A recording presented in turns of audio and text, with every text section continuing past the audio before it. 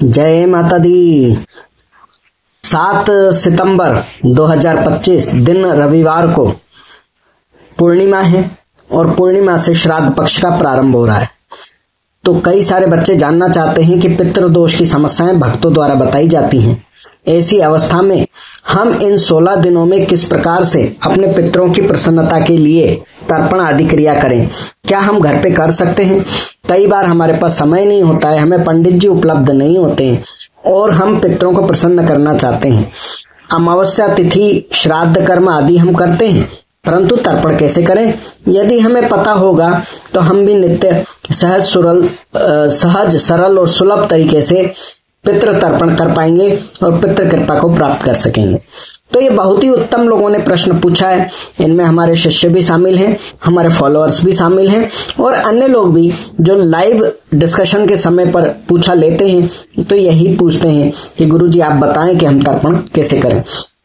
तो इसी उद्देश्य को ध्यान में रखते हुए हम आज आपको सरल से सरलतम तर्पण की विधि बता रहे हैं, जिसके माध्यम से आप लोग अपने पितरों को 16 दिन प्रसन्न कर सकते हैं।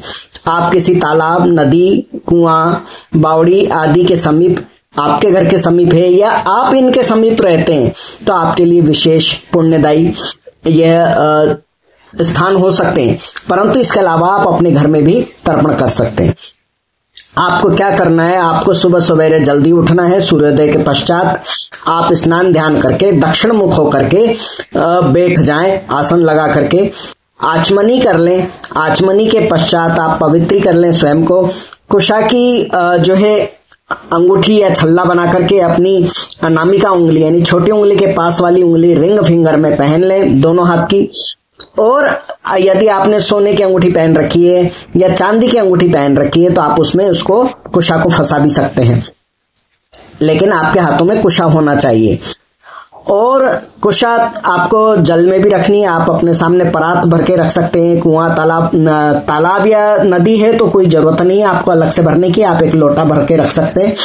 और यदि आपके पास बावड़ी है, नलकूप है, वहां बैठ के आप कर रहे हैं या घर के अंदर कर रहे हैं तो आपको अपने सामने किसी परात या बर्तन में जल भर के रखना होगा। उस जल में आपको कुशा डालनी है, काला तिल डालना है, उसमें थोड़ा सा दूध, सफेद फूल, थोड़े से अक्षत हल्के से हल्दी से पीले हों और पंचपात्र आचमनी अपने पास रखनी है। जैसे कि हमने कहा आप आचमनी करेंगे तो आपके पास पात्र होगा, आचमनी होगी तो आप कर पाएंगे। उसके अलावा आप उस स्थान का स्मरण करें जहां आपके दिवंगत पितरों ने देह छोड़ी होती है और जो पहले जा चुके हैं, जिनका स्थान आपको नहीं पता है, तो आप ऐसे ही उन्हें स्मरण कर सकते हैं कि मेरे कुल के, मेरे आत्मज, मेरे पितृ, समस्त पितृ देवता, इस प्रकार से आप उन्हें याद कर सकते हैं। दान करने के लिए अन्न, वस्त्र, दक्षिणा सीधे की थाल सजा के आप रख सकते हैं। अब आप जो है दक्षिण दिशा की तरफ मुंह करके बैठ जाएं, सामने अपने जल का पात्र रख लेंगे, आप उसमें ये सामग्रियां डाल लेंगे और आप अब संकल्प करेंगे। हाथ में जल लेकर के अपना नाम बोलेंगे, अपने पिता का नाम बोलेंगे, गोत्र बोलेंगे और जिन लोगों की आत्मा की शांति के लिए आप प्रार्थना कर रहे हैं तो जाहिर सी बात है आपके जितने भी पितर हैं आप उनके लिए करेंगे। तो आप कहेंगे मेरे कुल के समस्त पितर देवताओं की शांति के लिए, आत्म शांति के लिए, उनकी मुक्ति के लिए और उनके द्वारा आशीर्वाद प्राप्ति के लिए मैं यह तर्पण का कार्य कर रहा या कर रही हूं। ठीक है, आप कह सकते हैं। उसके बाद ओम पितृभ्य स्वधा नमः, ओम पितृभ्य स्वधा नमः बोलते हुए 3 बार जल अर्पित करना है। कैसे? आप अपने दोनों हथेलियों को मिलाएंगे, जैसे चांद देखने के लिए मिलाते हैं ना हथेलियां, उस प्रकार से मिलाएंगे और उसमें जल भरेंगे और सीधे हाथ के अंगूठे की तरफ से उसी पात्र में आप जल छोड़ देंगे। अगर आप नदी में हैं तो नदी से भरेंगे, नदी में छोड़ देंगे। तालाब किनारे हैं तो तालाब से भरकर तालाब में छोड़ देंगे। और नदी और तालाब में अगर आप हैं तो इस समय तो खतरनाक स्तर पर नदियां बह रही हैं तो थोड़ा आप दूर ही रहें, लेकिन सामान्य अवसर पर जब आप इस क्रिया को करते हैं जहां सुरक्षित स्थान होता है तो वहां पर आप कम से कम कमर तक जल में खड़े होकर के इसको अर्पित करते हैं, इस क्रिया को करते हैं। अब आप इस प्रकार से 3 बार जल छोड़ेंगे सूर्य नारायण के लिए, 3 बार जो छोड़ेंगे आप अपने कुल के पितरों के लिए, पितृ माताओं के लिए, और अपने सगे संबंधी, गुरुजन, मित्रजन आदि आदि जो भी आपके स्मरण में हो उनको स्मरण करते हुए उन सब के लिए भी आप 3-3 बार जल छोड़ देंगे। उसके बाद आप ओम पितृभ्य स्वधा कहकर 3 बार अलग से जल डाल देंगे। ठीक है। इसके बाद आपको क्या करना है, क्षमा प्रार्थना करनी है कि हे पितृ देवताओं, हे दिवंगत आत्माओं, आप मेरे घर परिवार में सुख समृद्धि शांति का आशीर्वाद दीजिए और आप भी मुक्त हों, ऐसी मैं कामना करता या करती हूँ और आपकी मुक्ति की कामना के उद्देश्य से तर्पण आपको समर्पित करती हूँ या करता हूँ। इस प्रकार से प्रार्थना करने के पश्चात आपने जो दान के लिए थाली में वस्त्र, अन्न, फल, दक्षिणा आदि रखा है उसके चारों तरफ आप जल छोड़ देंगे और कहेंगे ये पितरों की मुक्ति की कामना के उद्देश्य से, घर में सुख समृद्धि प्रसन्नता की कामना के उद्देश्य से यह दान हम करते हैं, और वो आप जल वहां छोड़ देंगे। इसके बाद ये किसी गरीब पंडित, पुजारी, गरीब ब्राह्मण जो कर्मकांडी हो ऐसे लोगों को आप दीजिए, तो वो आपको पुण्य फल उसका अवश्य प्राप्त होता है। तो ये संक्षिप्त पूजन विधान है, आप रोज कर सकते हो, घर में भी कर सकते हो, बाहर कर सकते हो, जहां भी आप करना चाहें, खुले स्थान में बैठ के करना चाहें आप कर सकते हैं। और आप इसको करते हैं तो निश्चित ही आपके ऊपर अपने कुल के सभी पितरों की कृपा प्राप्त होती है। आप रोज अगर सूर्य को जल नहीं चढ़ा रहे हैं तो कम से कम 16 दिन आप 2 लोटा सूर्य को जल जरूर अर्पण करें। 1 लोटा जो होगा आपके पितरों के निमित्त होगा और 1 लोटा सूर्य नारायण के निमित्त होगा। सफेद फूल आप पितरों के लिए जो जल डाल रहे हैं जिस लोटे से, उसमें सफेद फूल रखेंगे। सूर्य के लिए अगर आप फूल चढ़ा रहे हैं तो उसमें आप लाल कुमकुम या लाल फूल डाल सकते हैं। इस प्रकार से आपको जल चढ़ाना है दोनों। और ये सुबह जल्दी आप कीजिए इस क्रिया को, इसको अधिक लेट ना करें कि हम 12 बजे 1 बजे कर रहे हैं। जल चढ़ाने का कार्य आप सुबह ही कर लें। तर्पण की विधि आप 9 बजे भी कर सकते हैं, 10 बजे भी कर सकते हैं, 12 बजे तक भी कर सकते हैं, इसमें कोई दोष नहीं है।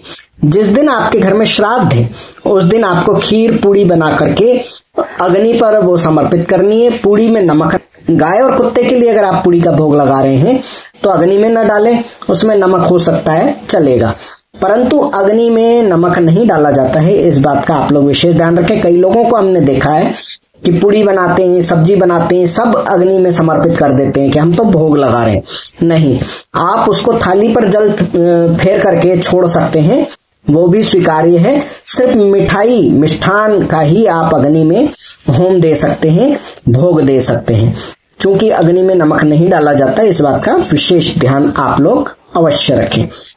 तभी आपको पूर्ण फल प्राप्त होता है जब आप पूर्ण नियमों का पालन करते हैं। श्राद्ध तिथि पर जब आप भोजन ब्राह्मण को कराते हैं या स्वयं करते हैं तो आपको उसमें खटाई का सेवन नहीं करना चाहिए। आप खीर जो बना रहे हैं भरपूर दूध में किराना आदि डाल करके बनाएं, पतली ना बनाएं। थोड़ा सामर्थ्य ना भी हो तो भी कम से कम वर्ष में 1 बार जब आप तर्पण और श्राद्ध करते हैं तो उस दिन आपको अच्छे से भोजन पकाना चाहिए ताकि आपके पितृ प्रसन्न हो। गाय, कुत्ता, अतिथि इनको अवश्य आप दें, ब्राह्मण को दें, जो भी आपके घर रिश्तेदार नातेदार आए हुए हैं उनको दें। अगर आप अलग अलग परिवार में रहते हैं तो भी प्रयास करें कि शामिल होकर के सभी भाई बंधुगण एक ही जगह इस तिथि को करें, तो उसका अधिक पुण्य फल प्राप्त होता है। घर में जितना हंसी खुशी का माहौल होता है उतना ही आपके घर में वो दिन दूना 4 गुना खुशी और समृद्धि बढ़ती है। कहते हैं ना, प्यार बांटने से बढ़ता है, तो हमें इस प्यार को और इस खुशी को आपस में बढ़ाना है, तभी आपके घर में खुशहाली बढ़ती है। लेकिन कहीं पर ऐसा होता है कि बहुत अधिक विवाद होते हैं, तो ऐसी अवस्था में आपको विवादों से बचते हुए सिंपल तरीके से अपने ही घर में कर लेना चाहिए। यह भी आज के समय के हिसाब से उचित ही है। तो अपने अपने घर की दशाएं आप सभी जानते हो, परंतु आलस्य के कारण हम अलग अलग करें ऐसा न करें। आप लोग कोशिश ये करें कि अगर कोई वाद विवाद आप लोगों में नहीं है तो शामिल होकर के ही कार्य को करें। गरीबों को दान देना अच्छी बात होती है, गरीबों को दीजिए, पशु पक्षियों को दीजिए, परंतु इस दिन ब्राह्मण को भोजन कराने का विशेष महत्व है। तो आप कर्मकांडी ब्राह्मण को ढूंढिए। ऐसा ना हो कि ये हमारे मित्र हैं, ये हमारे दोस्त हैं, हमने इनको बुला लिया लेकिन वो तो पहले से ही संपन्न है, उस भोजन की उनको उतनी अधिक आवश्यकता ना हो सकता है किसी ऐसे पंडित पुजारी को आवश्यकता हो जो गरीब हैं और जो सक्षम नहीं है अपना पूरी तरीके से पालन करने में, तो उनको प्रधानता वरीयता अवश्य दें। इसी के साथ हमें लगता है कि आपको सब कुछ जानकारी प्राप्त हो गई होगी कि आपको तर्पण कैसे करना है। ये पितृमोक्ष अमावस्या तक आप इसी प्रकार करते रहें। इसके अलावा कल जो ग्रहण है 7 तारीख को जो ग्रहण है तो 12:57 पशु तक लग जाएगा, तो इसीलिए उसके पहले ही आपको ये सारी विधियां संपन्न करके छोड़ देना है। अगर आप सूतक काल में इसको करते हैं तो इसकी मान्यता नहीं है, तो इसीलिए आपके पास बहुत ही कम समय है।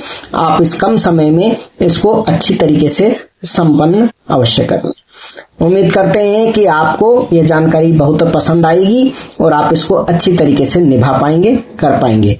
आप चैनल को सब्सक्राइब करें, लाइक कमेंट शेयर करें, बेल आइकन को ऑल पर सेट करें और नित्य रात्रि 10 बजे के बाद हम लाइव आते हैं, उसमें भी आप जुड़ करके हमसे अपनी शंकाओं का समाधान प्राप्त कर सकते हैं। जय मोडेश्वरी बोल बम, जय माता दी।